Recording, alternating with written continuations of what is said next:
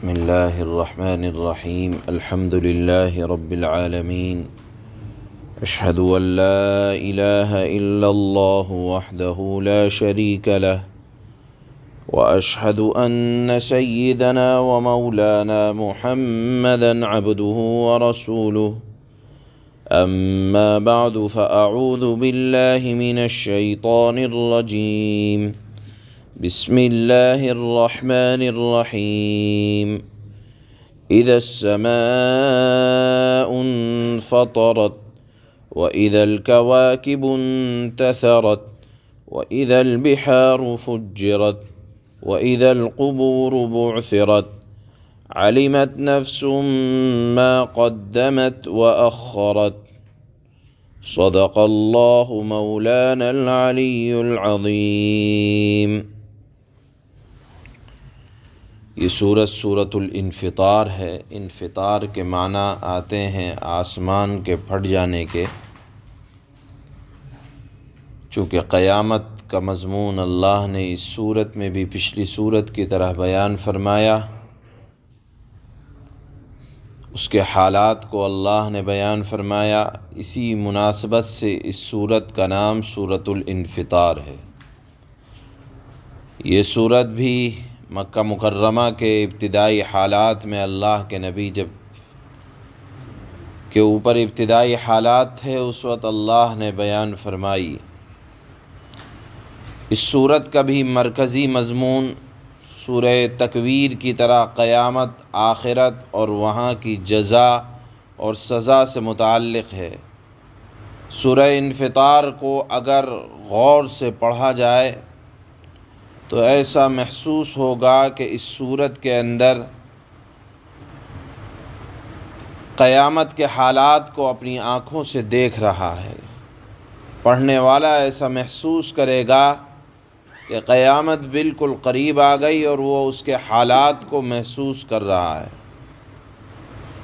اللہ نے قیامت کے حالات کو اتنی کثرت کے ساتھ انداز بدل بدل کر اس لیے بیان فرمایا ہے کہ اسلام میں اس بات کی بڑی اہمیت ہے کہ جو آدمی اس حقیقت کو یقین کے ساتھ تسلیم کر لے کہ اس نے جو کچھ کرنا ہے اسی زندگی میں کرنا ہے، اور اس زندگی کے بعد ہمیں اپنی اس زندگی کے ایک ایک لمحے کا حساب دینا ہے، اور وہ حساب و کتاب کا دن قیامت کے حالات کے بعد پیش آئے گا، تو انسان کے لیے سنبھلنے کا ذرا موقع مل جاتا ہے۔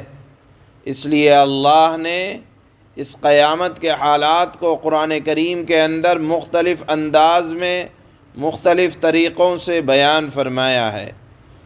چنانچہ اس سورت کے اندر بھی اللہ نے قیامت کے بعض حالات کی طرف اشارہ فرمایا اور پھر فرمایا کہ یہی دن ہوگا جب آدمی کو معلوم ہو جائے گا کہ دنیا میں جو کچھ کیا تھا اس کا کیا انجام رہا۔ اللہ نے اس سورت کے اندر انسان کی غفلت پر توجہ بھی دلائی ہے۔ یا ایھا الانسان ما غرک بربک الکریم، اے انسان تجھے کس چیز کی وجہ سے تو رب العالمین کی طرف سے دھوکے میں پڑا ہوا ہے۔ یہ سمجھ لے کہ خود بخود پیدا نہیں کر دیا گیا، ایک پیدا کرنے والا ہے جو رب العالمین ہے، صرف تجھے ہی نہیں عالم والوں کو پال رہا ہے، پرورش کر رہا ہے۔ اور سن لو اس کے پاس تمہارا ایک ایک عمل اللہ کے معزز مکرم فرشتے نوٹ کر رہے ہیں، اس کا تفصیلی ریکارڈ اللہ کے یہاں نامہ اعمال میں ریکارڈ کیا جا رہا ہے، جس کو کرامن کاتبین لکھ رہے ہیں۔ اسی صورت کے اندر وہ مضمون اللہ نے بیان فرمایا، اور پھر اللہ نے فرمایا کہ دیکھو جو تمہیں پال رہا ہے تمہارے اعمال کو نوٹ کر رہا ہے، اور نوٹ کرنے کے بعد تمہیں قیامت کے دن اسی اعتبار سے اعزاز کیا جائے گا، یا پھر نافرمان اگر ہیں تو اسی اعتبار سے پھر سزا کے بھی مستحق ہوں گے۔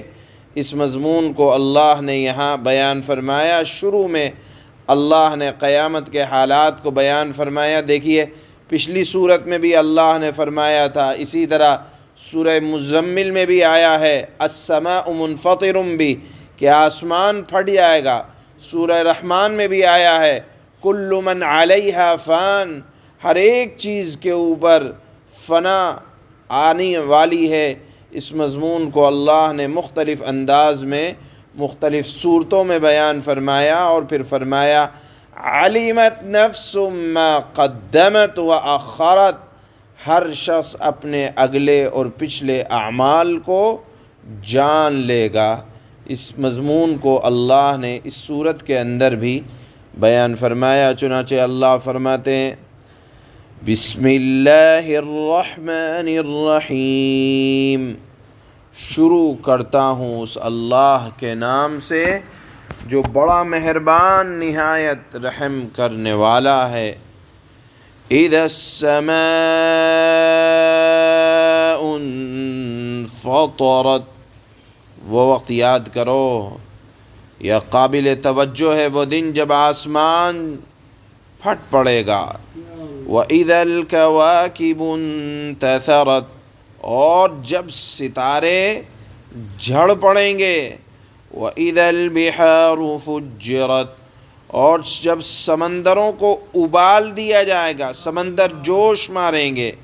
وَإِذَا الْقُبُورُ بُعْثِرَتْ، اور جب قبریں اکھاڑ دی جائیں گی، مردہ زندے کر دیے جائیں گے، تو کیا ہوگا؟ علمت نفس ما قدمت وأخرت، وہ وقت ہوگا، اس وقت ہر آدمی کو پتہ چل جائے گا، احساس ہو جائے گا کہ اس نے کیا آگے بھیجا ہے اور کیا پیچھے چھوڑا ہے۔ سبحان اللہ وبحمدہ، سبحانک اللہم وبحمدک، اشہد ان لا الہ الا انت، استغفرک۔